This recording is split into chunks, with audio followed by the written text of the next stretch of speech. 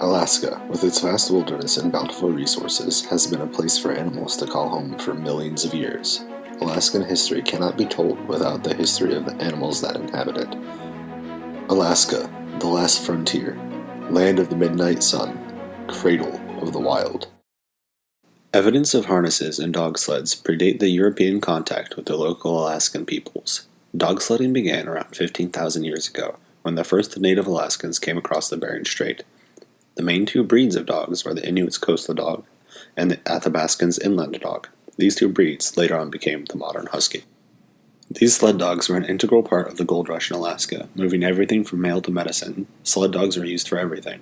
Sled dogs even became famous after the 1925 serum done by Balto, who delivered the diphtheria antitoxin to Nanaka. With the advent of small personal cargo planes, sled dogs were needed less and less, leading us into the modern era. Only recreational dog sledding is done today, which is largely due in part to people wanting to keep that ancient tradition alive. The Iditarod takes place every winter, covering thousands of miles of terrain. Dogs used today for the race have a mix of Siberian Husky and some lighter builds in them. Alaskan Huskies are actually a mix of those ancient native dogs and any dog of the north. Since the introduction of domesticated animals into our everyday lives, humans have time and time again shirked the responsibility they have to take care of these beings. Animal abuse, neglect, homelessness, and cruelty run rampant in our society. Nearly 1 million animals are abused every year, 7.9 million animals enter shelters each year, and of those, approximately 2.7 million animals are euthanized. Animal homelessness is also a very large problem in Alaska specifically. We do not have the resources to help all of the animals that end up in need of a home. Sadly, in rural Alaska, many cats and dogs are simply relinquished into the wild and left to be taken by the elements. Some do survive, however, and become even more of a problem, creating a public health risk and creating more strays.